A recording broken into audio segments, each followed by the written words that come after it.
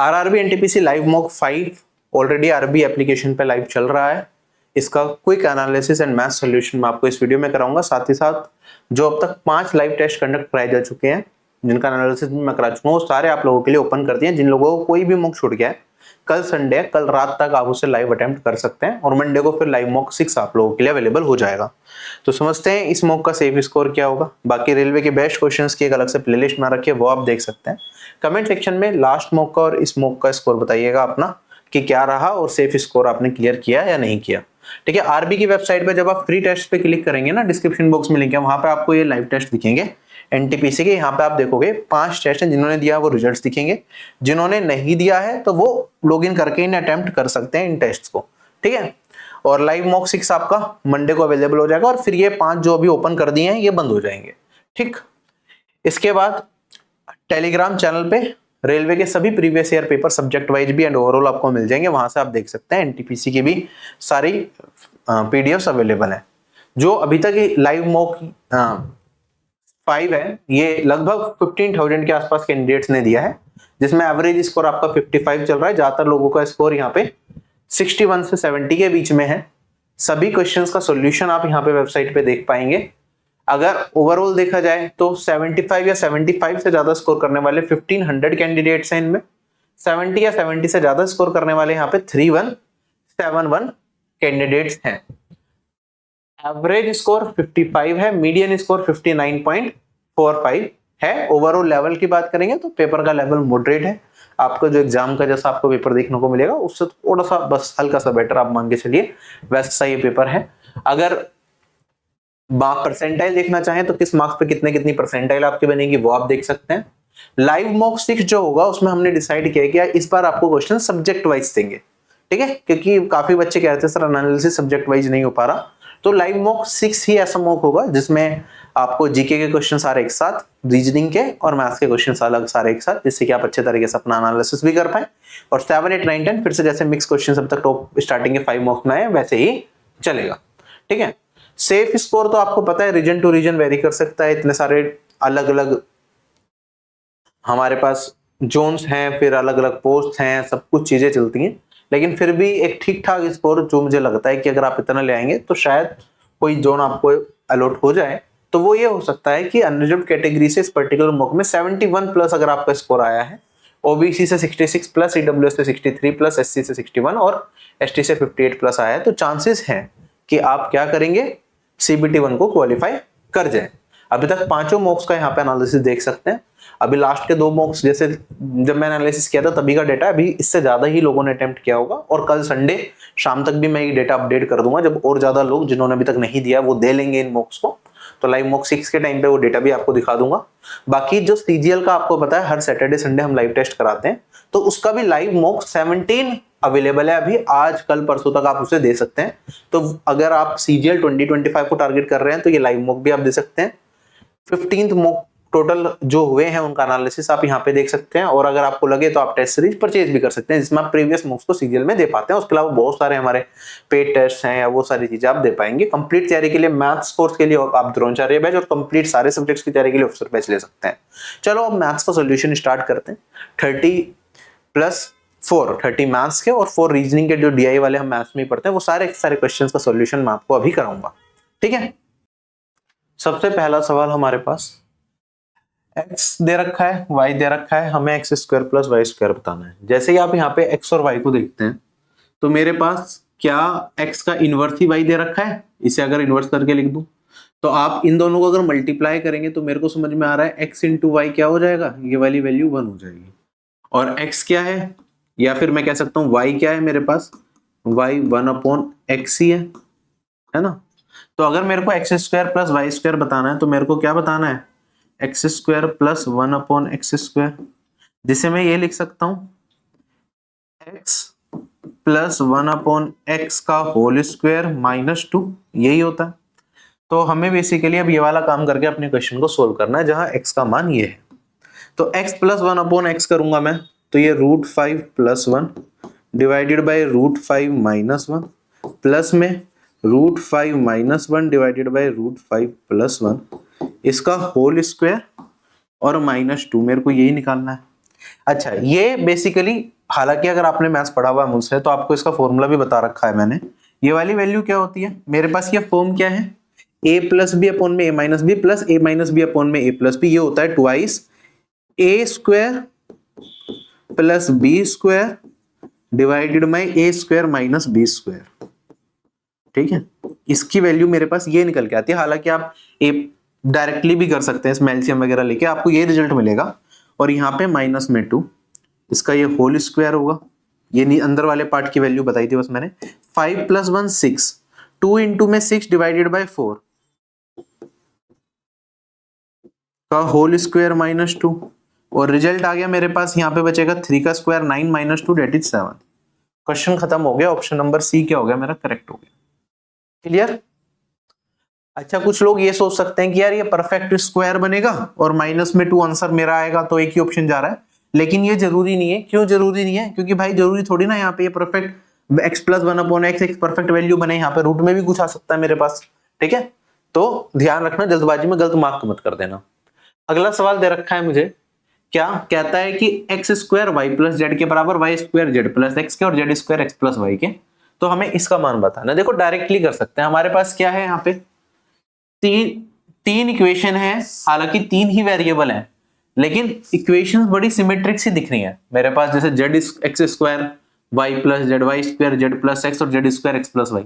आप देखेंगे यहाँ पे जब सिमेट्रिक सी इक्वेशन होती है तो कई बार हम क्या कर लेते हैं, सबको सेम वैल्यू रख के देख लेते हैं कि सबकी वैल्यू सेम कर लो। अगर मैं इसको भी x और इसको भी x बना दूं तो क्या बनेगा मेरे पास, आप कहेंगे सर एक्स स्क्वायर क्या हो जाएगा, x प्लस एक्स और एक्स स्क्वायर हो जाएगा मेरे पास 2x। ये कब पॉसिबल है, जब आप कहेंगे सर x को हम क्या रख दें, 2 रख दें। ठीक है, और अगर हम x को यहाँ पे 2 रख देंगे तो सोल्व करने में मेरे पास क्या वैल्यू बनेगी यहाँ पे, आप पहले चेक करके देख लो कि यहाँ पे अगर मैं इस तरीके से करता हूं कि x 2 आया और y और z को भी सेम माना है मैंने, तो y भी 2 आ गया और z भी 2 आ गया। तो सबको वेरीफाई कर रही है क्या, 2 प्लस 2 4, 2 का स्क्वायर 4। ऐसे ही यहाँ पे भी और यहाँ पे ये सारा का सारा वेरीफाई कर गया मेरा। सिमेट्रिक इक्वेशन में ये चीज होती है, जब सिमिलर सी चीजें चल रही होती हैं तो जनरली हमारे पास क्या होता है, तीनों की वैल्यू लगभग सेम आ जाती है। सेम करके हम ट्राई कर लेते हैं। ठीक है, और हमने ट्राई करके देखा और हमें रिजल्ट मिल भी रहा है। ठीक है, तो अगर हमें ये चीज मिल गई तो मैं यहाँ पे 2 रख दूंगा, तो ये भी 1/3 और ये मेरे पास सेम बन जाएगा, एक्स वाई के बराबर है और जेड के बराबर भी है। तो ये एक ही चीज 3 बार रिपीट हो रही है और आंसर आ जाएगा मेरे पास 1। क्वेश्चन हो गया खत्म। ये हो गया इस क्वेश्चन को करने का डायरेक्ट तरीका। हालांकि अगर आप बेसिक से करना चाहें तो वहां पे सॉल्यूशन में भी दे रखा था, यहाँ पे भी मैं करा सकता हूँ। बेसिक से करने के लिए आप इसका क्या कर सकते हैं, थोड़ा सा बेसिक से करना मुश्किल रहता है ये वाला क्वेश्चन। अगर हम इस पूरी चीज को देखें तो मेरे पास ये वाली वैल्यू क्या है, x square equals to y plus z है, y square equals to z plus x और Z square equals to x plus y. हमें क्या चाहिए, x प्लस 1 चाहिए। तो किस तरीके से आ सकता है, अगर मैं क्या करूं, इसमें क्या कर दूं, x जोड़ दूं तो इधर भी x जोड़ना पड़ेगा, इसमें y जोड़ दूं तो इधर भी y जोड़ना पड़ेगा और इसमें z जोड़ दूं तो इसमें इधर भी z को जोड़ना पड़ेगा। तो एक्स स्क्वायर प्लस एक्स में अगर मैं x को कॉमन ले लूं तो आप कहेंगे सर x इंटू में x प्लस 1, यही आ जाएगा। और ये वाली वैल्यू किसके बराबर, x plus Y plus Z के बराबर हो जाएगी। सिमिलरली अगर मैं यहाँ पे x को नीचे ले जाऊं तो x प्लस 1 किसके बराबर हो गया, x plus Y plus Z divided by X के। अब ये ऑपरेशन सेम इधर करूंगा तो मेरे पास क्या आ जाएगा, y का मान y प्लस 1 आ जाएगा मेरे पास यहाँ पे x plus Y plus Z divided by Y. और ऐसे ही मेरे पास यहाँ पे z प्लस 1 आ जाएगा x plus Y plus Z divided by Z, है ना। और जब यहाँ पे रिवर्स करके लिखेंगे तो आप देखेंगे मेरे पास जो रिजल्ट बचेगा वो बचेगा यहाँ पे x अपॉन में x plus Y plus Z, ऐसे ही यहाँ पे y अपॉन में x plus Y plus Z, और यहाँ पे मेरे पास z अपॉन में x plus Y plus Z. x plus Y plus Z common आया, ऊपर भी x plus Y plus Z बनेगा, कट के क्या बचेगा 1। ठीक, सबको समझ में आ रहा है, सिंपल है। लेकिन एग्जाम में क्लिक नहीं करेगा बेसिक मेथड, आपको डायरेक्टली थोड़ा सा दिमाग लगा के करना है। अब जैसे ये वाला सवाल है, 4 ऑप्शन भी दे रखे हैं मेरे पास, इसे सोल्व करके आंसर बताना है। भाई क्या आंसर आएगा, आप देखो यहाँ पे रूट में कुछ वैल्यूज दे रखी हैं, यहाँ पे इनटू में रूट में 10,000 दे रखा है। 10,000 को बाहर निकालेंगे तो भाई मेरे पास 100 आएगा और इधर कुछ चल रहा है। अब 64 से बाहर निकालूंगा तो आप कहेंगे सर 8, फिर कुछ प्लस में है फिर कुछ प्लस में। आप ये बताओ भाई 100 में 8 से करूंगा तो 800 बन गया, आंसर मेरा 800 से बड़ा होगा जो कि एक ही ऑप्शन में ऑप्शन नंबर है। क्या इसमें हमें दिमाग लगाने की जरूरत है कि पॉइंट के बाद क्या आएगा क्या नहीं आएगा, वरना आप सोल्व भी करेंगे तो यहाँ पे पॉइंट के बाद 2 वैल्यू, तो रूट निकालने के बाद पॉइंट के बाद एक वैल्यू बचेगी। 64 क्या होता है 8 का स्क्वायर। यहाँ पे करूंगा तो मेरे पास यहाँ पे 4 वैल्यू है तो पॉइंट के बाद 2 वैल्यू बचेंगी। 64 किसका होता है 8 का स्क्वायर, तो 08 लिखना पड़ेगा। तो मेरे पास यहाँ पे 8.88 इंटू में 100 बेसिक से करेंगे तो यहाँ पे आपने ऐसे निकाला, वरना आपको ये देखा देखते समझ आया 800 से बड़ा होगा। Option number A correct. अगला सवाल हमारे पास कहता है कि कुलभूषण जो है ना प्रॉफिट सेलिंग प्राइस पे निकालता है, और दूसरा है पंचलता जो कि कॉस्ट प्राइस पे निकालता है। ठीक है, तो कुलभूषण हो गए और पंचलता को पी लिख देता हूं वरना कंफ्यूजन हो जाएगी। एक ने प्रॉफिट सेलिंग प्राइस पे और एक प्रॉफिट निकालता है हमारा कॉस्ट प्राइस पे, याद रहे इसलिए। इन्होंने देखा कि जो इनके प्रॉफिट में डिफरेंस है वो 300 रुपए का है, दोनों का सेलिंग प्राइस सेम है और दोनों 20% के प्रॉफिट पे कह रहे हैं अपने सामान को बेच रहे हैं। तो हमें बताना है कि सेलिंग प्राइस एक्चुअली में क्या है। आप कहेंगे सर देखो इसका भी cost price ratio selling price और इसका भी cost price ratio selling price की अगर हम बात करेंगे तो प्रॉफिट कितने का बोल रहे हैं 20%। 20% क्या होता है 1/5। अगर हमें जो प्रॉफिट है वो सेलिंग प्राइस में निकालते हैं तो आप कहेंगे सर ये सेलिंग प्राइस क्या हो गया 5, प्रॉफिट कितने का हो गया 1 का, तो सेलिंग प्राइस में से प्रॉफिट को घटाऊंगा तो कॉस्ट प्राइस आ जाएगा 4। इसमें कॉस्ट प्राइस पे ही प्रॉफिट निकाल रहे हैं तो आप कहेंगे सर ये 5 अब क्या हो जाएगा कॉस्ट प्राइस, प्रॉफिट कितने का है 1 का, कितने पे 5 पे, तो सेलिंग प्राइस हो जाएगा 6। अब दोनों में कहता है कि भाई दोनों का सेलिंग प्राइस है ना इक्वल है, तो इक्वल करने के लिए हमें रेशियो मेंटेन करने पड़ेंगे। इसके लिए इसमें 5 है और 6 है, 5 और 6 का एलसीएम 30 होता है तो इसमें 6 से गुना और इसमें 5 से गुना करना पड़ेगा जिससे कि सेलिंग प्राइस इक्वल बन जाए। तो वो इधर भी मल्टीप्लाई होंगे और इधर भी, तो इधर भी 6 से और इधर भी मेरे को 5 से करना पड़ेगा। इसका प्रॉफिट है 6, इसका प्रॉफिट है 5, डिफरेंस कितने का आया 1 का। 1 का डिफरेंस किसके बराबर, इनके प्रॉफिट में डिफरेंस है 300 के बराबर। हमें बताना है सेलिंग प्राइस क्या होगा। सेलिंग प्राइस कितना है 5 इंटू 6 30, 30 का मान कितना हो जाएगा अगर 1 का मान 300 है तो ये तो 9000 हो जाएगा। ऑप्शन नंबर ए करेक्ट हो जाएगा। खत्म हो गया क्वेश्चन। अगला सवाल हमारे पास कहता है दो नंबर्स का जो सम है ना वो भाई 26 है, डिफरेंस है उनका 12, तो आप बता दो यहां पे 3 times the product of the numbers 3ab का मान क्या होगा। कैसे करेंगे, आप कहेंगे सर सम ये दे रखा है तो a का मान क्या हो जाएगा, इन दोनों का एवरेज, बेसिकली सम कर लोगे तो आपको क्या मिल जाएगा 2a, और ये वाली वैल्यू कितनी हो गई 38 सम करने पे, और a का मान मेरे पास यहाँ पे आ गया 19। अगर a 19 है तो मेरे पास b का मान कितना आ जाएगा, 19 में से 26 को घटाओगे तो b आ गया 7। आंसर क्या हो गया 3 इंटू 9 इंटू में 7, 3 इंटू 19 इंटू में 7, 19 इंटू 7 कितना होता है 133 इंटू में 3 399। ये मेरा इस क्वेश्चन का आंसर है। ठीक है, बाकी एक चीज ये देखने वाली थी इस पर्टिकुलर क्वेश्चन के अंदर, आप इसे डायरेक्टली भी कर सकते थे, दो ऑप्शन में फंस सकते थे डायरेक्टली करने पे। आप कहते हैं सर मेरा 3 इंटू 2 नंबर्स का मल्टीप्लीकेशन है तो नंबर तो इंटीजर ही, मतलब यहीं पे हमारे पास पॉजिटिव इंटीजर जाएंगे तो आंसर 3 का मल्टीपल होगा। ये 3 का मल्टीपल है क्या, सम ऑफ डिजिट से चेक करा हमने है, ये भी 3 का मल्टीपल है, ये 3 का मल्टीपल नहीं है क्या, ये मल्टीपल है, ये भी है, तो हम नहीं कुछ एलिमिनेट कर पा रहे थे तो हमें पूरा ही कर लिया। अगला सवाल हमारे पास कहता है कि हमें कितना कंपाउंड इंटरेस्ट मिलेगा 5000 रुपए पे 3 साल में, अगर रेट ऑफ इंटरेस्ट किस तरीके से, पहले साल का 2%, दूसरे साल का 3% और तीसरे साल का 4%। आप कहेंगे सर इफेक्टिव निकाल लो 2%, 3% और 4%।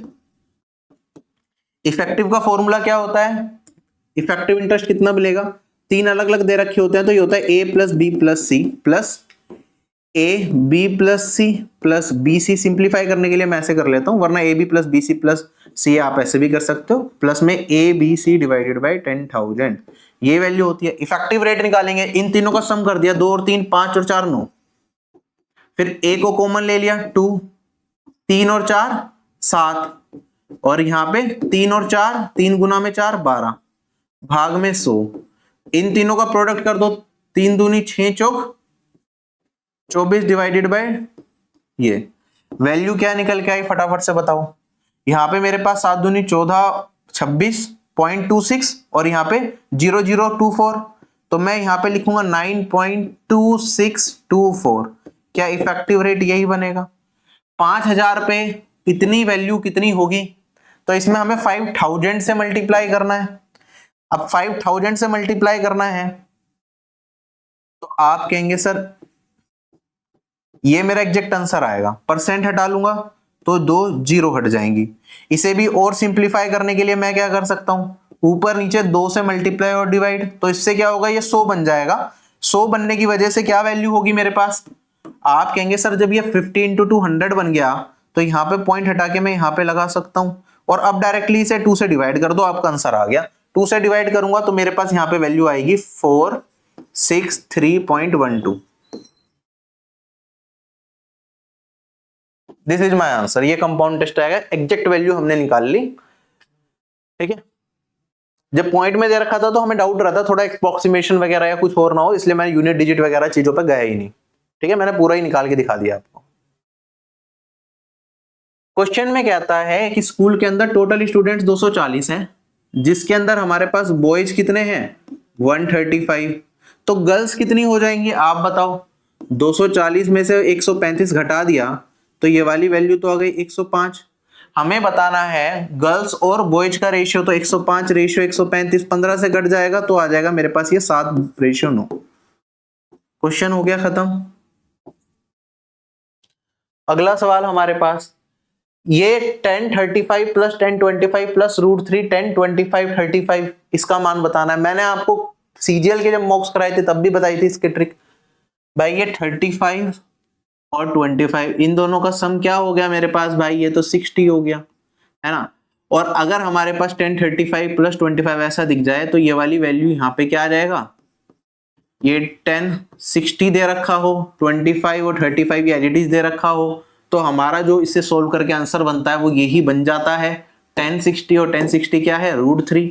तो यही मेरा इस क्वेश्चन का क्या आ गया, आंसर आ गया। ये डायरेक्ट ट्रिक मैंने आप लोगों को बता रखी है, अगर पता थी तो आंसर डायरेक्टली मार्क करेंगे। बेसिक से करना पड़ेगा, तो बेसिक से कैसे कर सकते हैं, कोई मुश्किल काम नहीं है।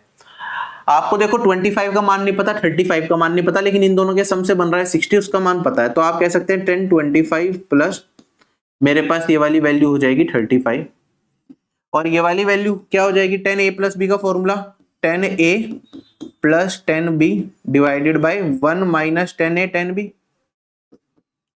यही होता है।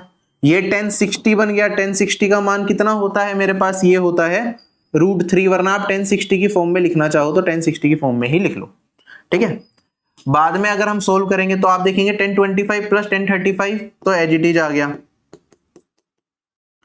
और यहां पे मेरे पास इक्वल्स टू 1060 आएगा, माइनस में ये मल्टीप्लाई करा 1060, और यहां पे मेरे पास 1025 1035, ये वाला पार्ट अगर मैं इधर ले जाऊं तो हमारे पास यहाँ पे 1060 किसके बराबर, 1060 1025 1035, तो हमारे पास भाई यही तो मैंने बताया 25 प्लस 35 था यहाँ पे, तो ये किसके बराबर 60 1060 बन गया, तो 1060 25 1035 यही आ गया। 1060 क्या है यहाँ पे √3 होता है, तो आंसर भी मेरे पास क्या आ जाएगा √3 आ जाएगा। क्वेश्चन देखते देखते ही आंसर मार्क कर सकते हैं, और इसी तरीके से आप फॉर्मूला बना सकते हैं। ये a प्लस बी वाला था, ऐसे ही a माइनस बी वाला भी हो सकता है, तो वो आप खुद से ट्राई करके बनाइएगा। कहता है a और b दो पार्टनर्स हैं जो एक बिजनेस में पैसा लगाते हैं, किस रेशियो में 5:3 में। अब सी भी बिजनेस को ज्वाइन कर लेता है और वो डिसाइड कर लेते हैं कि भाई जो प्रॉफिट बांटेंगे ना वो इस रेशियो में बांटेंगे 3:2:1 में। हमें बताना है कि किस रेशियो में ए और बी ने सेक्रीफाइस करा है अपने प्रॉफिट्स का जब सी ने बिजनेस को ज्वाइन किया। तो ए और बी का जो प्रॉफिट में नुकसान हुआ है उसका रेशियो हमें बताना है। आप कहेंगे सर देखो टोटल प्रॉफिट तो सेम ही रहेगा, चाहे 1 में 2 में बटे चाहे 3 में बटे। यहाँ पे टोटल प्रॉफिट कितना है 8 है ना, और यहाँ पे टोटल प्रॉफिट कितना है 3 और 2 5 और 1 6 है। तो हमें इन दोनों को इक्वल बनाना पड़ेगा। 8 और 6 का एलसीएम लेंगे तो कितना हो जाएगा 24 आएगा। तो इसमें मेरे को पूरे में 3 से मल्टीप्लाई करनी पड़ेगी, और इस पूरे में मल्टीप्लाई करनी पड़ेगी मेरे को 4 से, तब जाके हमारे पास क्या हो जाएगा, प्रॉफिट इक्वल हो जाएंगे। तो आप कहेंगे सर यहाँ पे ए का प्रॉफिट 15 है पहले और बी का प्रॉफिट था 9, टोटल 24 प्रॉफिट बन गया। अब तीनों में बटेगा तो ए का 12 रह गया, बी का 8 रह गया और सी का कितना हो गया, 4।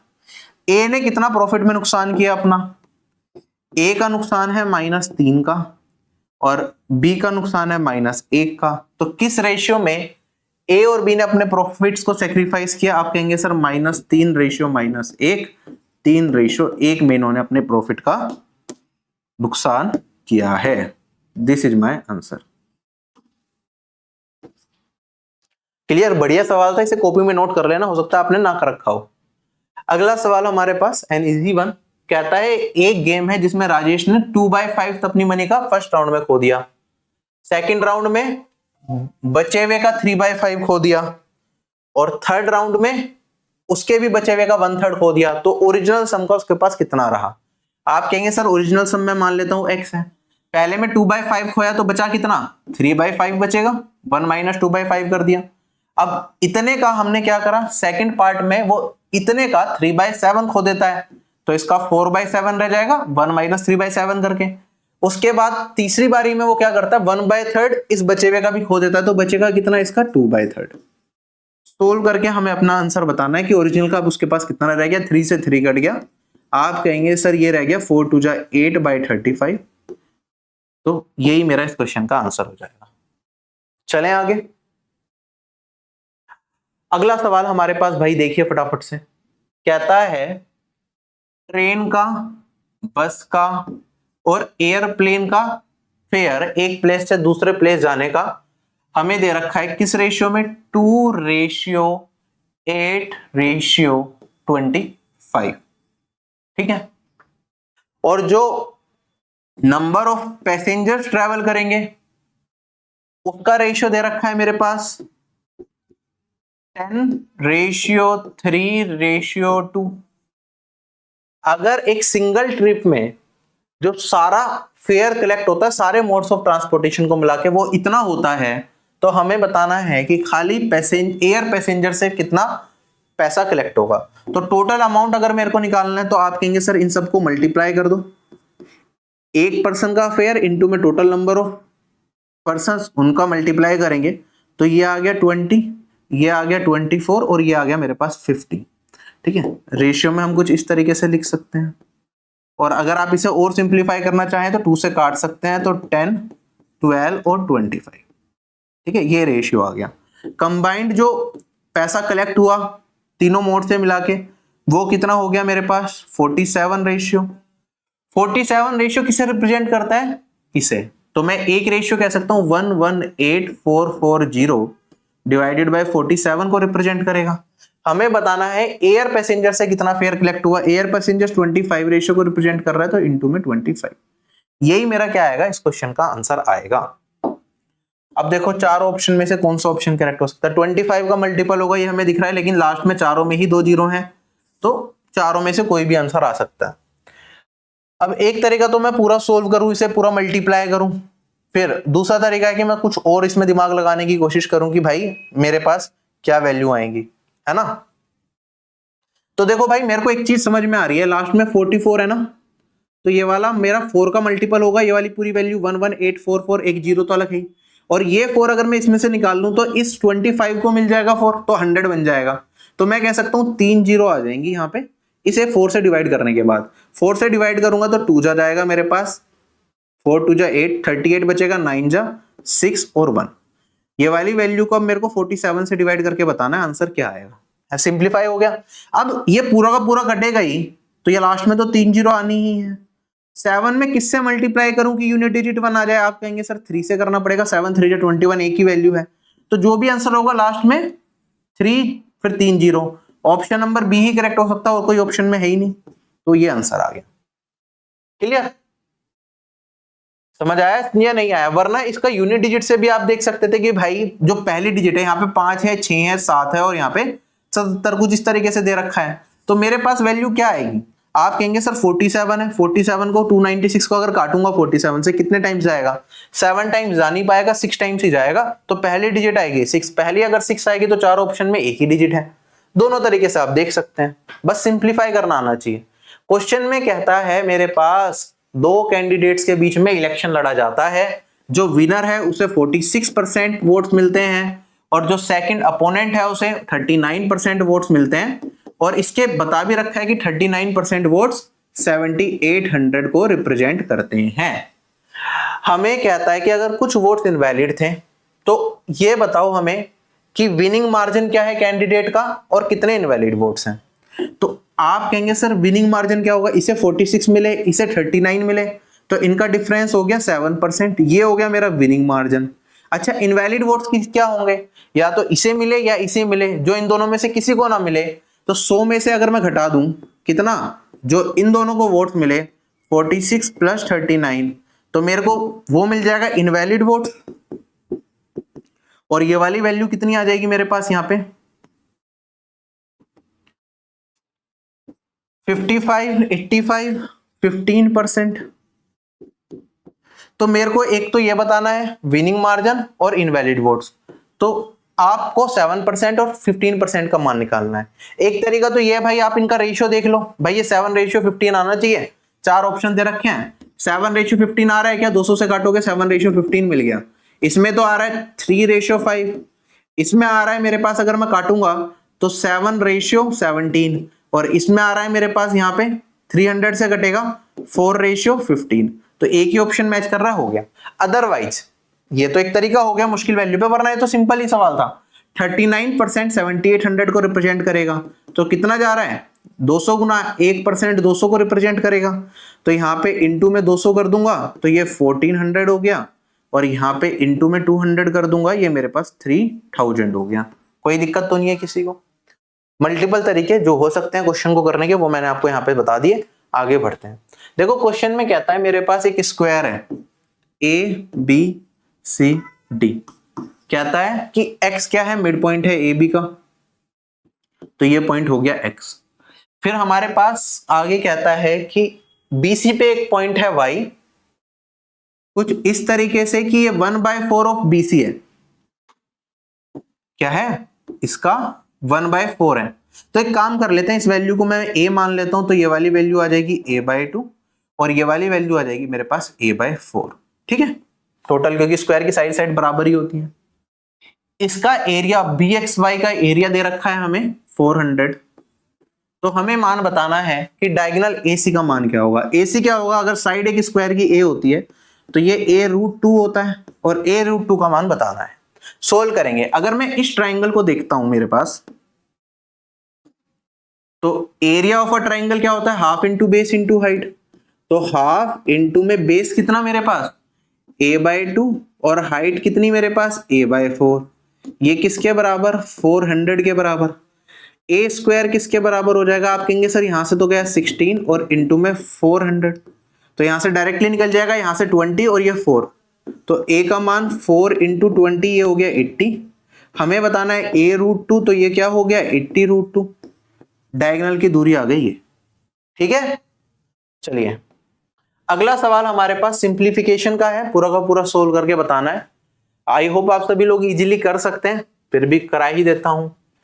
14 से काटूंगा, ये आ जाएगा 4, 56 में 4 घटाया 52, 54 और 5 59, प्लस में 52 डिवाइडेड बाई 13 4 आ गया, इंटू में ये पूरा इंटू में जाएगा। अच्छा 75 प्लस 8 83 माइनस 21 डेट इज 62, ये कितना है 116, तो यहां पे बचेगा -1 डिवाइडेड बाय 101। देखने में बड़ा लग रहा था, है कुछ नहीं। अब आप यहां पे ये आ जाएगा 61, यूनिट डिजिट से कर लें क्या, चार ऑप्शन में। चलो हमारे पास यहाँ पे 1 इंटू 4 4 और 9 3, यहाँ पे जो भी वैल्यू होगी यूनिट डिजिट 3 आएगी। 101 है, या तो कट जाएगा 101 से या नहीं कटेगा, क्योंकि 101 प्राइम नंबर है। अगर कट गया तो 1 में किससे मल्टीप्लाई करूं कि 3 आएगा, आप कहेंगे सर 3 से करना पड़ेगा। अगर नहीं कटा तो यूनिट डिजिट 3, तो दोनों केसेस में मेरे पास यूनिट डिजिट 3 ही आने वाली है, इसी में यूनिट डिजिट 3 है तो यही आंसर आएगा, है ना। वरना पूरा सॉल्व करोगे तो आपको ये वाली वैल्यू 303 दिखेगी और काट के आपको 3 मिल जाएगा। ठीक, यूनिट डिजिट से भी और डायरेक्ट दोनों तरीके से हो सकता है। क्वेश्चन में कहता है मेरे पास एक रेक्टेंगुलर फील्ड दे रखी है जो 24 मीटर सेंटीमीटर तो लॉन्ग है और हमारे पास 16 सेंटीमीटर क्या है, वाइड है। एक हमें इस पे फेंस बनानी है, 3 साइड्स पे, एक साइड को ओपन छोड़ देना है अलोंग द विड्थ। तो जब हम फेंस बनाएंगे ना तो 3 साइड पे बनाएंगे, यहां बना दी, यहां बना दी और यहां बना दी। एक साइड को क्या रखेंगे, ओपन रखेंगे जो अलोंग द विड्थ है। तो हमें बताना है कॉस्ट ऑफ फेंसिंग क्या आएगी अगर 35 रुपए पर सेंटीमीटर के हिसाब से हम चार्ज कर रहे हैं। ठीक है, तो आप कहेंगे सर फेंसिंग क्या होती है, बाउंड्री पे होती है, तो मेरी वैल्यू क्या आएगी 35 इंटू में कितनी बाउंड्री पे हो रहा है, ये 24 ये है और 16, 48 प्लस 16 कितना हो गया, 64 हो गया। इसे सोल्व करके हमें अपना आंसर बताना है। आप चाहें तो यहाँ पे ये चेक कर सकते हैं कि भाई 64 तो 8 का मल्टीपल होता है, तो 8 से कटने वाली वैल्यू मतलब लास्ट की 2 डिजिट मेरी 4 से भी कटेंगी। ये लास्ट की 2 डिजिट 4 से कट रही है, नहीं कट रही, लास्ट की 2 डिजिट 4 से कट रही है, नहीं कट रही, लास्ट की 2 डिजिट 4 से कट रही है, यहाँ पे नहीं कट रही, तो यही आंसर आ सकता है, वरना मल्टीप्लाई भी कर सकते थे आप। चलें आगे, नेक्स्ट क्वेश्चन। क्या प्रोबेबिलिटी का बढ़िया सवाल है, सीजीएल मेंस में भी इस पे पूछा जा चुका है और अभी इससे पहले आरआरबी एएलपी के बाद कौन सा एग्जाम हुआ था, शायद एएलपी था या आरआरबी जेई में भी इस टाइप के बहुत सारे सवाल पूछे गए थे प्रोबेबिलिटी के, odds in favour, odds against favour करके। तो कहता है the odds against an event is 3/3 तो हमें बताना है कि प्रोबेबिलिटी क्या होगी कि जो इवेंट अकर हो जाए। ओड्स अगेंस्ट फेवर का मतलब क्या है, probability of not getting an event divided by probability of happening an event, इसे हम बोलते हैं odds against favour against an event. और ये वाली वैल्यू दे रखी है 3/4। हमें बताना है प्रोबेबिलिटी ऑफ ई क्या होगी। अच्छा, आप यहां पे देखेंगे प्रोबेबिलिटी अगर मेरे को एक इवेंट की निकालनी हो तो वो होता है favourable outcomes divided by total outcomes, है ना। यहां पे इसे आप इस तरीके से लिख सकते थे, non favourable outcomes divided by, यहां पे अगर रेशियो में लिखूं तो फेवरेबल आउटकम्स। तो आप देखेंगे यहाँ पे टोटल जो इवेंट्स होते हैं, टोटल आउटकम्स जो होते हैं वो नॉन फेवरेबल प्लस फेवरेबल होते हैं, तो ये वाली वैल्यू हो जाती है 7। फेवरेबल आउटकम्स कितने हैं हमारे पास यहाँ पे 4, तो 4/7 क्या आ जाएगा इस क्वेश्चन का आंसर। ठीक, क्वेश्चन में कहता है एक ट्राइंगल दे रखा है मेरे को एबीसी, जिसमें डी क्या है, पैरेलल है बीसी के। इसके बहुत क्वेश्चन आते हैं इसलिए हर मॉक में इस तरीके के क्वेश्चन दे रहे हैं हम। AD बाई DB हमें दे रखा है 5/7, AC हमें दे रखा है 7.2, तो हमें मान बताना है AE का, ये वाली दूरी क्या होगी, फटाफट से बता दो क्या वैल्यू आएगी। आप कहेंगे सर यहाँ पे देखो मेरे को पता है ये दोनों लाइन पैरेलल है तो ये वाला ट्राइंगल और बड़े वाला ट्राइंगल सिमिलर आएगा, हर टेस्ट में करा चुका हूं तो अब दोबारा नहीं बता रहा। अगर सिमिलर आएंगे तो साइड्स क्या हो जाएंगी, प्रोपोर्शनल हो जाएंगी। अच्छा, ये 5 है, ये 7 है, तो ये पूरी की पूरी क्या हो गई 12।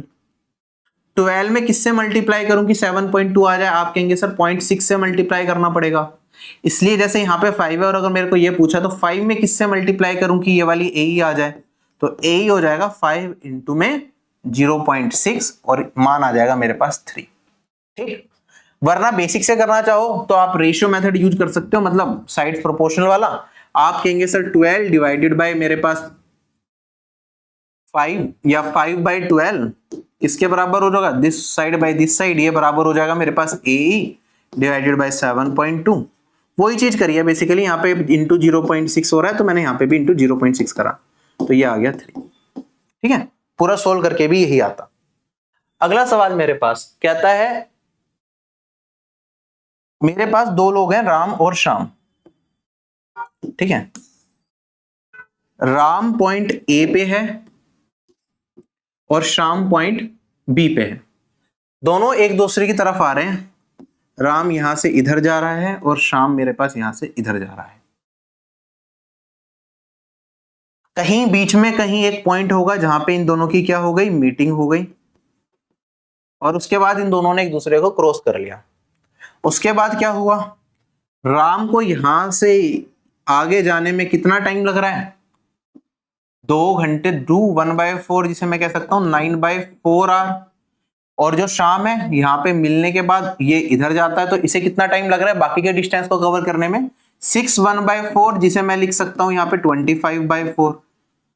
अगर हमें राम की स्पीड 45 दे रखी है तो हमें बताना है शाम की स्पीड क्या होगी।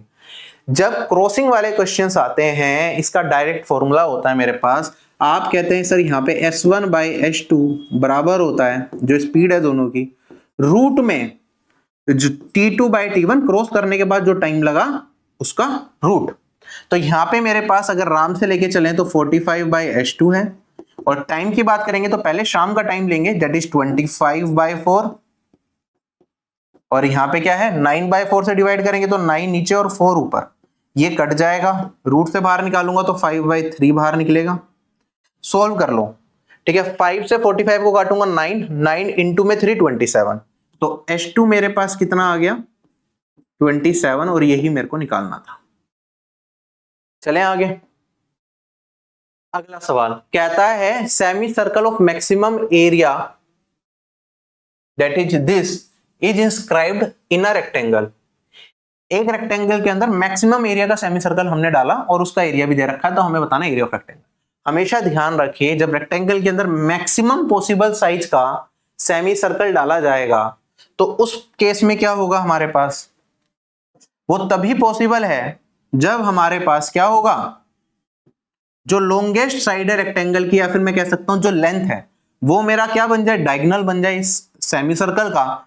और सेमी सर्कल की मैक्सिमम लेंथ तभी पॉसिबल है जब रेक्टेंगल की जो विड्थ है ना उसके बराबर इसका क्या हो जाए, रेडियस हो जाए, हाइट इसकी विड्थ के बराबर हो जाए, ठीक है। तो कुछ इस तरीके से चलेगा।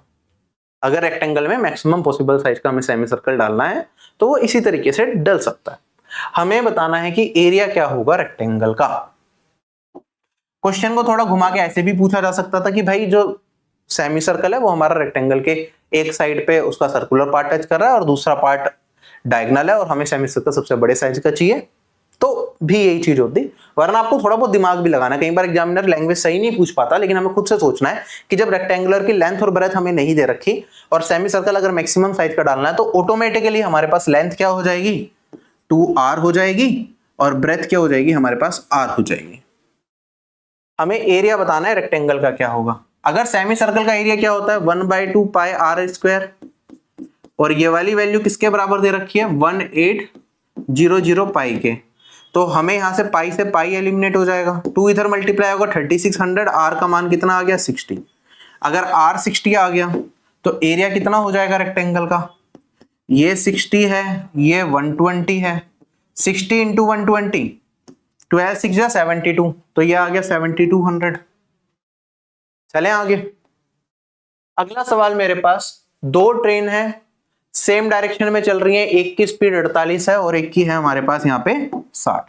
देखो अगर मैं दो ट्रेन यहाँ पे बना लूं, एक ट्रेन ये हो गई और एक ट्रेन ये हो गई मेरे पास, ठीक है। एक की स्पीड 48 है और एक की स्पीड है मेरे पास 60, दोनों सेम डायरेक्शन में यहाँ पे चल रही हैं।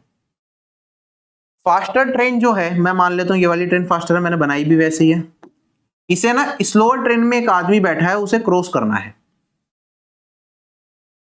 और इसे क्रॉस करता है वो फास्टर ट्रेन 36 सेकंड्स में। तो हमें बताना है फास्टर ट्रेन की लेंथ क्या होगी। आप ये बताओ, जब फास्टर ट्रेन में एक आदमी को क्रॉस करना है ना, तो ये इसे कब क्रॉस करा हुआ माना जाएगा, जब ये वाली ट्रेन अभी यहाँ पे थी ना, ये वाली ट्रेन मेरी कुछ यहाँ पे पहुंच जाएगी। मतलब अगर इसका स्टार्टिंग पॉइंट ए मान लूं, इसका बी मान लूं, तो ये पर्सन यहीं रहे, ट्रेन का एंडिंग पॉइंट यहाँ पे आ जाए और स्टार्टिंग पॉइंट यहाँ पे आ जाए, तो डिस्प्लेसमेंट कितनी होगी, जो इस ट्रेन की लेंथ होगी इसके बराबर होगी। तो ट्रेन को इतनी दूरी ज्यादा चलनी पड़ेगी इस पर्सन को क्रॉस करने के लिए। और दूरी ज्यादा कैसे तय करी जाएगी, रिलेटिव स्पीड से। इसकी 60 है, इसकी 48 है, तो डिफरेंस कितना हो जाएगा, सेम डायरेक्शन में जा रहे हैं तो 12, 60 - 48 दैट इज 12, ये तो हो गई स्पीड। किलोमीटर पर आवर में, मीटर पर सेकंड में कर लेंगे तो 5/18 हो गया। ये स्पीड आ गई। टाइम कितना लगा मेरे पास 36 सेकंड। स्पीड इनटू टाइम ही तो लेंथ होता है मेरे भाई, और ट्रेन की लेंथ पूछी है, खत्म हो गया क्वेश्चन। यहां से हम क्या करेंगे, 18 से काटेंगे 2 और 12 5 जा 60 इंटू में 2 120। यही मेरा इस सवाल का उत्तर है। चलें आगे।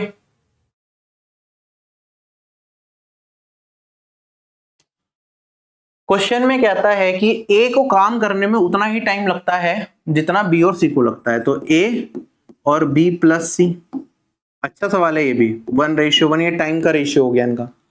आगे कहता है कि अगर ए और बी साथ मिलके एक काम को 12 दिन में करते हैं तो सी अकेला उस काम को 72 दिन में करता है। तो यहां पे मैं कह सकता हूं ए और बी मिलके और सी ये 12 दिन में करेंगे तो सी कितने दिन में करेगा, 72 दिन में करेगा। ये भी इनका क्या दे दिया, टाइम के बारे में बता दिया। हमें बताना है कि बी अकेला काम को कितने दिन में करेगा। दो तरीके से कर सकते हैं, एक तो पूरा हम एरो वाला मेथड जो यूज करते हैं, वरना रेशियो मेथड से भी। देखो अगर हमें टाइम का रेशियो दे रखा है तो क्या मैं इनकी एफिशिएंसी का रेशियो निकाल सकता हूं। आप कहेंगे सर एफिशिएंसी के लिए क्रॉस मल्टीप्लाई, ये 1:1 ही है, और यहां पे भी एफिशिएंसी का रेशियो निकालूंगा तो ये 72 रेशियो मेरे पास 12 आ जाएगा, जो टाइम है उसका रिवर्स, और इसे सिंप्लीफाई करूंगा 12 से काट दूंगा तो 6:1। ठीक है। अब मेरे पास आप ये बताओ, क्या ए बी और सी, यहाँ पे ए है बी प्लस सी, यहाँ पे ए प्लस बी है, यहाँ पे सी, क्या कंबाइन अगर मैं इनको कर दूं ए प्लस बी प्लस सी, इनकी एफिशिएंसी कंबाइंड कितनी आई 2, यहाँ पे कितनी आ रही है 7। कंबाइंड एफिशिएंसी तो तीनों की मिला के बराबर होनी चाहिए ना, तो इसे इक्वेट करना पड़ेगा मेरे को। इक्वेट करने के लिए इसमें क्या 7 है और 2 है, इसमें 7 से गुना कर दो, इसमें 2 से गुना कर दो, तो मेरे पास अब एफिशिएंसी क्या हो गई, ए की 7 हो गई, बी प्लस सी की भी 7 हो गई। यहाँ पे ए प्लस बी की मेरे पास 6 दूनी 12 और सी की कितनी हो गई 2। अगर सी की एफिशिएंसी 2 आ गई तो मैं बाकी निकाल सकता हूं। सी की 2 है तो बी की कितनी होगी, आप कहेंगे सर बी प्लस सी 7 है तो बी की मेरे पास कितनी आ जाएगी, 5 आ जाएगी।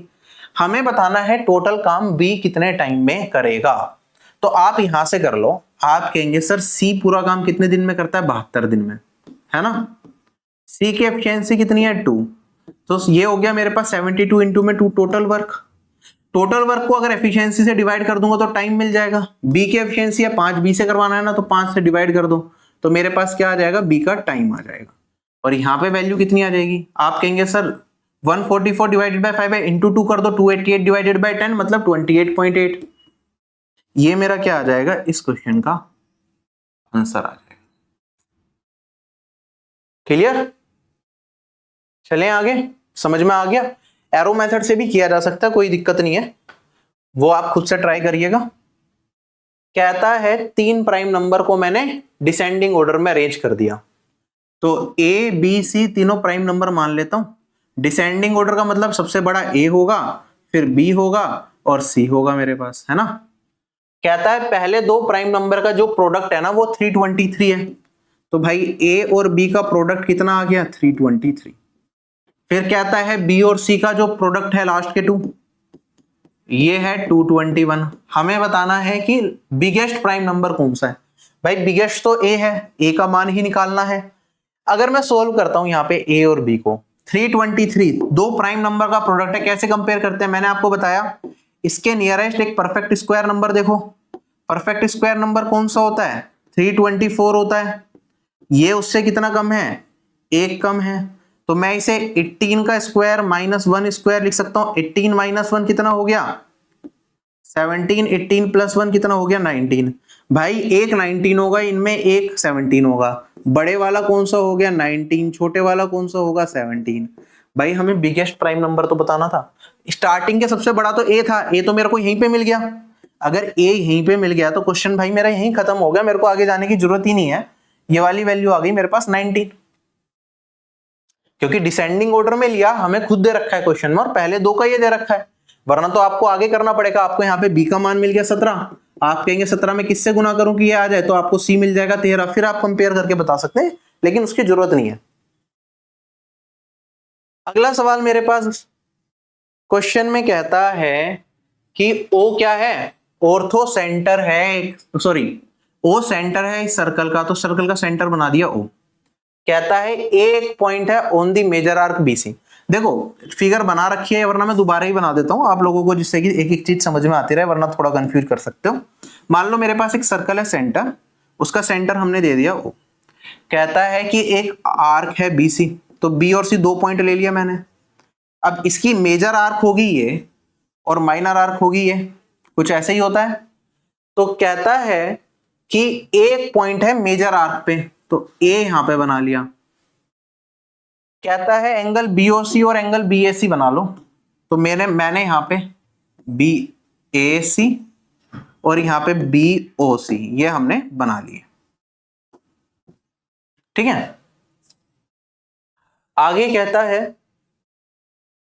ABO जो ये वाला एंगल है ये हमें 30 दे रखा है, ये वाला एंगल ACO ये हमें 20 दे रखा है। तो हमें बता दो भाई BOC ये वाला कोण कितना होगा।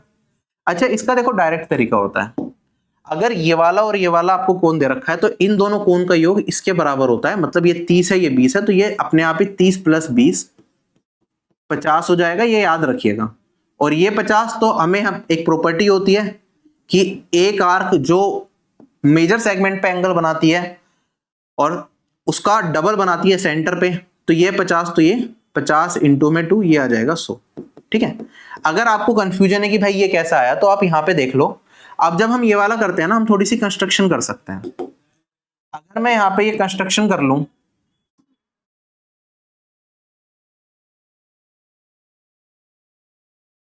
तो हमारे पास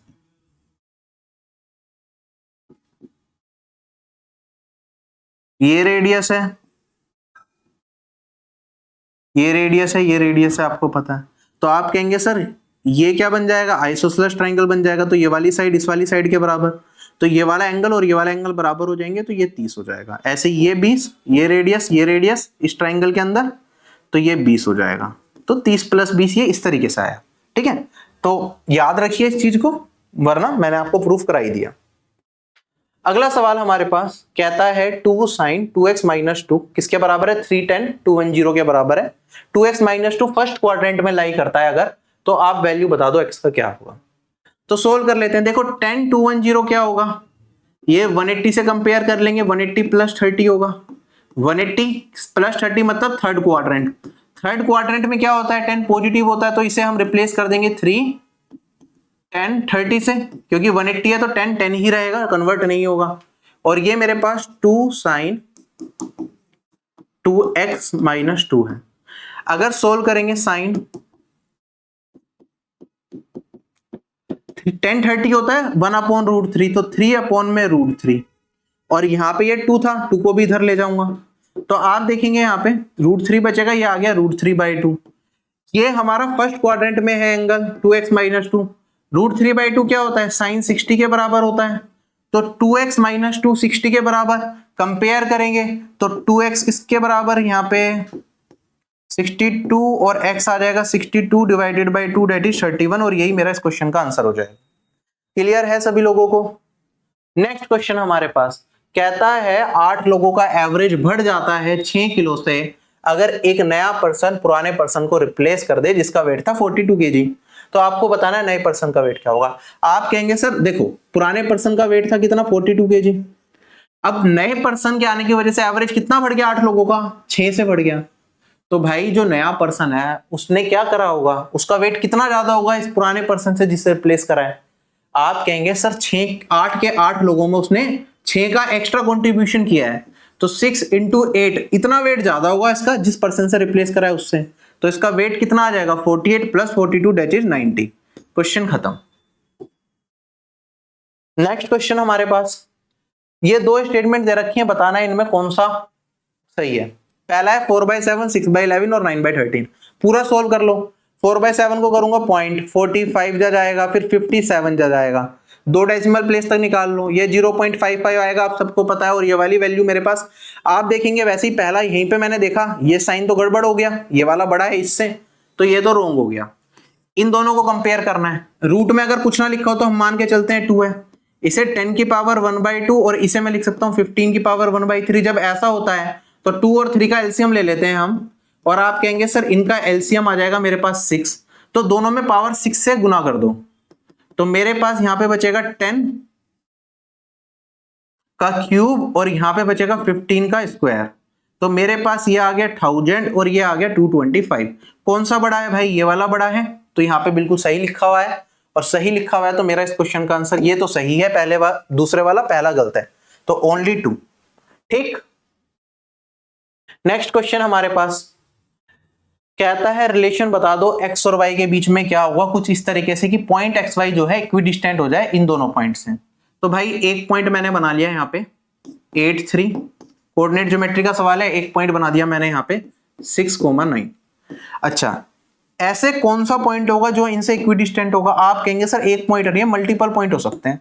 अगर मैं एक लाइन पूरी ड्रॉ कर दूं, इस लाइन पे कितने सारे पॉइंट हो सकते हैं जो इससे इक्विडिस्टेंट हो? फॉर एग्जांपल यहां से ये बनाया तो एक पॉइंट ये हो सकता है जो इन दोनों के बीच में पड़ रहा हूं। ऐसे ही मैं एक पॉइंट यहां और यहां हो सकता है, ये वाली डिस्टेंस भी मान लो ये x है, ये मेरे पास y है।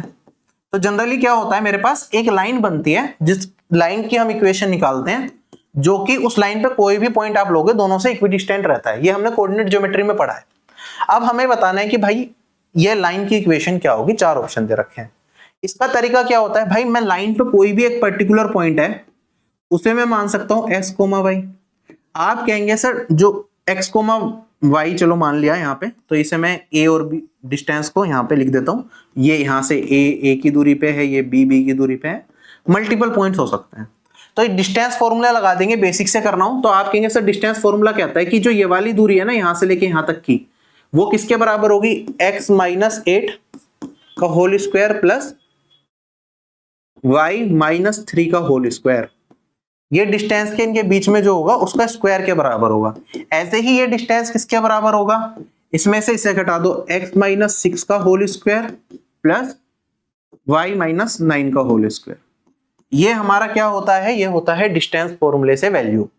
इसे सोल्व करेंगे आप, इक्वेशन मिलेगी, वो आंसर होगा। ये हो गया बेसिक तरीका। दूसरा तरीका क्या हो सकता था? आप कहते सर इस लाइन पे पड़ रहा है ना, तो इन दोनों का एक पॉइंट ऐसा भी तो आएगा जिस लाइन पे जो इसका मिड पॉइंट हो जाएगा, इन दोनों पॉइंट्स का मिड पॉइंट हो जाएगा।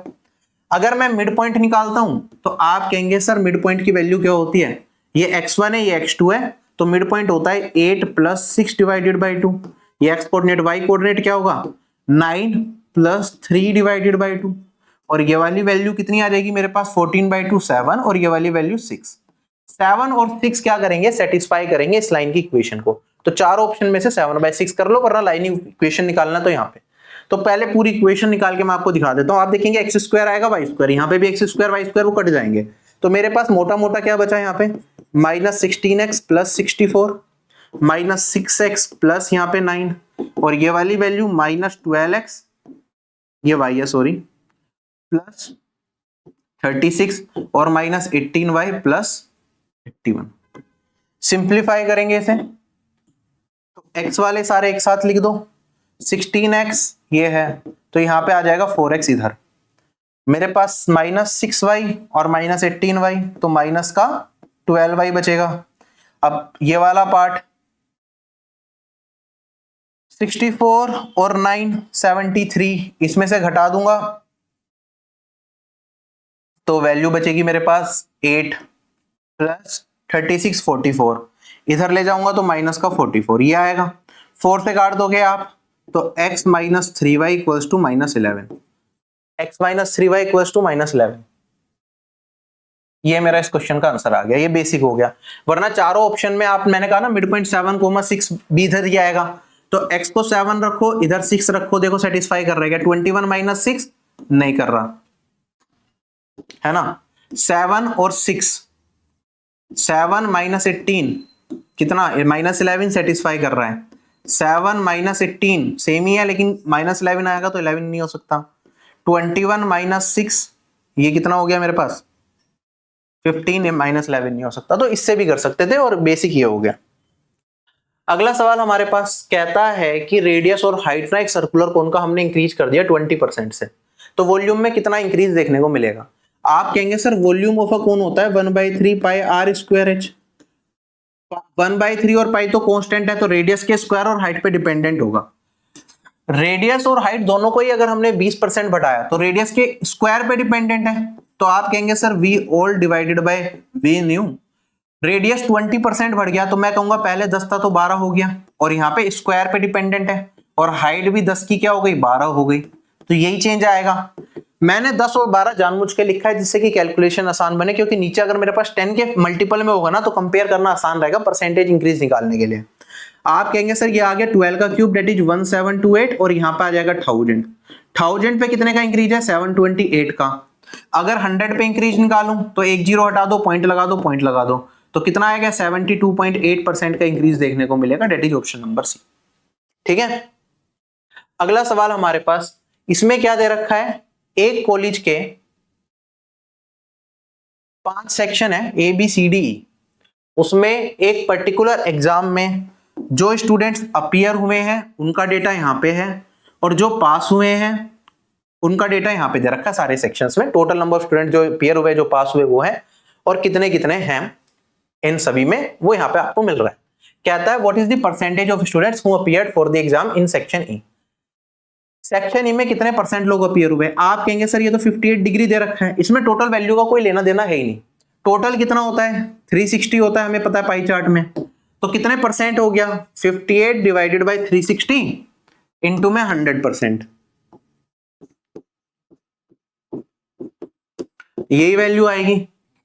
अगर हम यहाँ पे ऑप्शंस की मदद लेने की कोशिश करें तो 4 ऑप्शंस दे रखे हैं, चलो सॉल्व ही कर लेते हैं। यहाँ पे ये कट जाएगा मेरे पास, फिर 4 से काट दूंगा तो नीचे तो रह जाएगा 9, और ऊपर यहाँ पे 29 इंटू में 5 145 आ जाएगा, यहां से काटूंगा 1 जा 55 6 जा जाएगा 0.1, 16.1% मेरा आंसर आ गया। ठीक, अगला सवाल हमारे पास भाई 3 स्कीम दे रखी है, एक है बाय 8 गेट 1 फ्री, दूसरी है बाय 9 गेट 10, और एक है 2 सक्सेसिव डिस्काउंट दे दिया, एक 10% का और एक 5% का। तो हमें बताना है कि कौन सी स्कीम में सबसे कम छूट मिलेगी, सबसे मिनिमम छूट किस में मिलेगी। तो आप कहेंगे सर बाय 8 गेट 1 फ्री का मतलब क्या होता है कि भाई आपको क्या मिल रहा है, टोटल दुकानदार की दुकान से कितने आइटम जाएंगे 8 और एक 9 जाएंगे। ठीक है, एक की कीमत नहीं लेगा वो, तो एक ही डिस्काउंट हो गया 9 पे, तो आप कहेंगे सर 1/9 इंटू में 100%, डिस्काउंट परसेंट कितना हो गया 11.11%, बाय 9 गेट 10, तो मतलब 10 वस्तु एक्चुअली दुकानदार की शॉप से जाएंगी, कितने का पैसा नहीं लेगा वो, एक का नहीं लेगा 9 के चार्ज करेगा, तो 1/10 गुना में 100%, तो ये आ गया 10%। अब देखो यहाँ पे 11.11 का डिस्काउंट मिल रहा है, यहाँ पे सिर्फ 10% का डिस्काउंट मिल रहा है।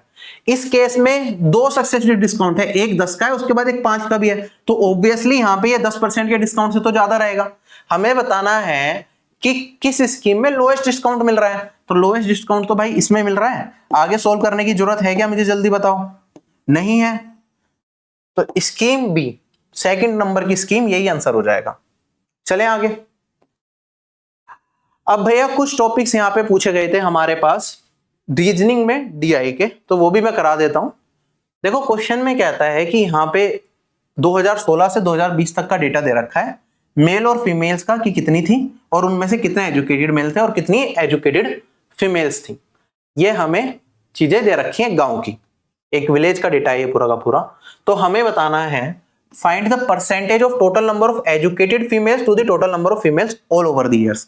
तो educated females divided by total females, इनका परसेंटेज बताना है, तो मतलब इनटू में 100% कर दो, ये वैल्यू हमें निकालनी है। सोल्व कर लेते हैं, पूरा ही निकालना पड़ेगा तभी होगा। तो टोटल एजुकेटेड फीमेल्स कितनी है हमारे पास भाई, सिंपल कैलकुलेशन है, ज्यादा मुश्किल नहीं है। देखो लास्ट में तो सब जगह जीरो आ ही रहा है मेरे पास, फिर यहाँ पे 0 2 5 7 और 8 15, तो 5 एक कैरी फॉरवर्ड हो गया, और हमारे पास यहाँ पे 6 7 15 24 33 43, यही वैल्यू आएगी educated females 4350। Sorry, total females कितनी होंगी, अगेन 20 20 20, तो यहां पे आ गया 9 19 29 और 11 40 52, इसका मान मेरे को बताना है, 4 वैल्यू आ गई। अच्छा यहाँ पे परसेंटेज में नहीं दे रखा, पॉइंट में दे रखा है, तो डायरेक्टली आपको इसके लिखने की भी जरूरत नहीं है, परसेंटेज हटा दो। ठीक है, परसेंटेज पूछा है लेकिन परसेंटेज 100% का मतलब क्या होता है, 1 ही होता है। तो बेसिकली हमें डायरेक्टली इसकी वैल्यू बतानी है। ठीक है, अब आपके ऊपर है आप कैसा करना चाहें। ठीक है, अगर मैं देखता हूं यहाँ पे इसे सोल्व करने के लिए मेरा तरीका क्या होगा कि क्या वैल्यू हो सकती है यहाँ पे 0.89, 83, 86 और 92। ठीक है, 3 8 के प्लेसेस में जा रहे हैं और उसमें भी सेकंड डिजिट सबकी डिफरेंट है, काफी ज्यादा गैप है। तो आप अप्रोक्सीमेट वैल्यू भी निकालना चाहें तो यहाँ पे निकाल सकते हैं। अगर मैं अप्रोक्सीमेट देखूं तो आपको क्या ये कुछ इस तरीके का रेशियो दिख रहा है, लॉन्ग डिवीजन ट्रिक लगाने की कोशिश करूंगा मैं यहाँ पे। क्या ये मेरे पास लगभग 8 आपको दिख रहा है कि 8:10, कुछ इस तरीके का ही रेशियो चल रहा है यहाँ पे, है ना, या 4:5 कह सकता था, या फिर मैं कह सकता था लगभग जो मेरा अप्रोक्सीमेट रेशियो चल रहा है वो 8:10 का चल रहा है यहाँ पे, है ना। अगर 8:10 का चल रहा है तो -20 यहाँ पे करूंगा तो ऊपर मेरे को कितना करना पड़ेगा, 8 इंटू में 2, 10 इंटू 2 करा तो यहाँ पे 8 इंटू 2, यहाँ पे 16 कम करना पड़ेगा। आप कहेंगे सर इसे 5200 लिख लो और ये वाली वैल्यू यहाँ पे 16 कम कर लूंगा तो मैं 4344 लिख सकता हूँ। अब 2 जीरो हटा के तो यहाँ पे मैं पॉइंट लगा सकता हूँ और यहाँ पे अब आप सोल्व करना चाहें तो 0 पॉइंट पहले कितने से टाइम्स जाएगा, 52 से करूंगा तो आप कहेंगे सर 8 टाइम्स जाएगा। ठीक है, 16 हो गया, 4 तो 16 और फिर 184 कितने टाइम्स आएगा, लगभग 3 टाइम्स, तो 0.83 लगभग यही आंसर आएगा। ठीक है, ये लॉन्ग डिवीजन ट्रिक की एक पूरी वीडियो ले रखी है मैंने, अगर नहीं देखी तो देखो। मुश्किल से मुश्किल डिवीजन ऐसे कर लोगे आप अगर वो चीज समझ में आ गई। आगे क्वेश्चन में कहता है कि भाई यहाँ पे कुछ कैटेगरीज दे रखी हैं, हमें बताना है difference between the least percentage increase and largest highest percentage increase इसमें।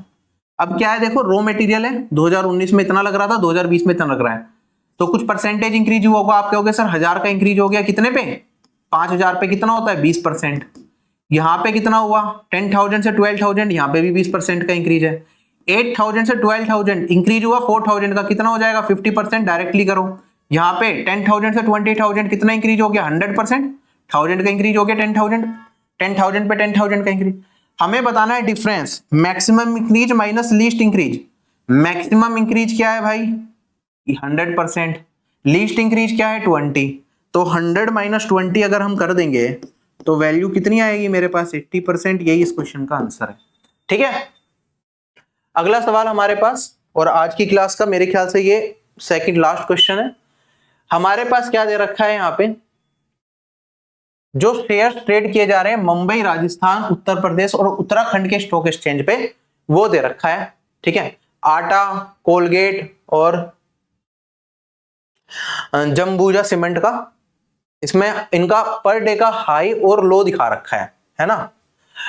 जबकि यहाँ पे अगर वैल्यूज को मैं देखूं तो हाई वाली वैल्यू कम है एज कंपेयर टू लो वाली वैल्यू, बट फिर भी जो दे रखा है हम उसके हिसाब से चलेंगे। तो हमें बताना है ratio of the high rate to ratio of low rate किसमें, कौन से स्टॉक एक्सचेंज में मैक्सिमम है। तो high rate versus low rate आप देखेंगे, पहले में कितना है, यहाँ पे मेरे पास 150 डिवाइडेड बाय 155 है high ratio low, 120 divided by 125 है, यहाँ पे 160 डिवाइडेड बाय 135 है और यहाँ पे 145 डिवाइडेड बाय 170 है ना। हमें बताना मैक्सिमम किसमें। अरे भाई सीधा सीधा क्वेश्चन पढ़ते पढ़ते आपको समझ में आ रहा है। हर केस में मेरे पास क्या है, न्यूमरेटर जो है वो छोटा है किससे, डिनोमिनेटर से। डिनोमिनेटर बढ़ा जा रहा है, न्यूमरेटर छोटा जा रहा है। बस एक ही केस है जिसके अंदर मेरा डिनोमिनेटर बड़ा हो रहा है न्यूमरेटर से, इसमें भी मेरे पास न्यूमरेटर छोटा है, इसमें भी। तो ये वाली value 0 point something 0 point something 0 point something जाएंगी और ये वाली वैल्यू 1 पॉइंट समथिंग जाएगा। तो हाईएस्ट किसमें होगा भाई, इसमें। तीसरा क्या है, राजस्थान। तो यही मेरा आंसर है। कोई कैलकुलेशन नहीं करनी, बस देखते देखते ऑब्जर्व करते हुए आंसर करना था हमें इसका। आखिरी सवाल हमारा आज का कहता है कि एक सर्टेन कंपनी है जिसमें वेरियस सेक्टर्स में एलोकेशन हुआ है, ईयरली बजट जो कि है 7200 करोड़ का, इस पाई चार्ट से रिप्रेजेंट कर रखा है। तो हमें बताना है एक्सपेंस ऑन इंफ्रास्ट्रक्चर क्या होगा।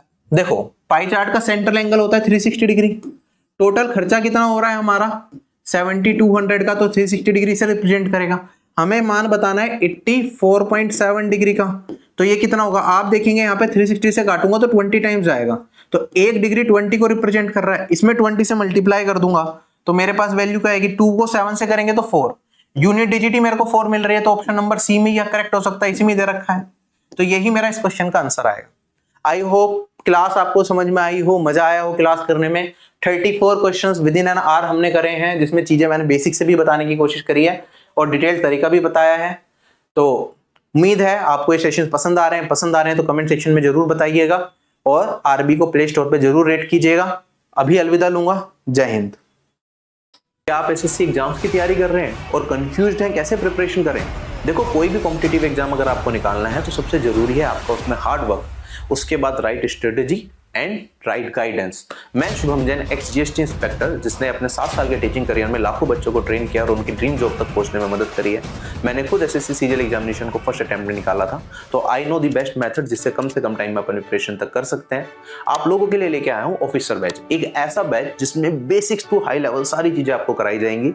मैथ्स में उसमें मैं खुद पढ़ाता हूँ, साथ ही साथ आपको उसमें एक दिया जाता है टारगेट ग्रुप, जिसमें आप डेली बेसिस पे आपको टारगेट दिए जाएंगे, आपको वो फॉलो करने हैं और आप लिमिटेड टाइम के अंदर अपने कोर्स को कवर कर सकते हैं। साथ ही साथ एक डाउट ग्रुप भी होगा जिसमें मैं खुद अवेलेबल रहूंगा, आप कोई भी क्वेरी अपने डायरेक्टली मुझसे पूछ सकते हैं और अपनी सही गाइडेंस में प्रिपरेशन को आगे ले जा सकते हैं। डिस्ट्रैक्शन फ्री एनवायरनमेंट में आप अपनी कंप्लीट तैयारी करेंगे तो आपके सिलेक्शन के चांसेस ज्यादा बढ़ेंगे।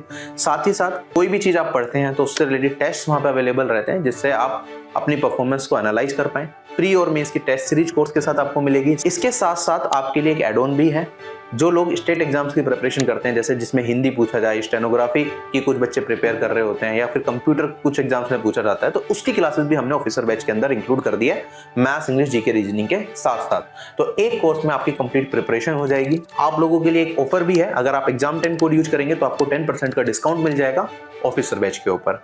अगर आप इंडिविजुअल सब्जेक्ट से कोर्सेज लेना चाहते हैं तो these are also available at very affordable prices, तो आप you can enroll in those courses as well. जय हिंद।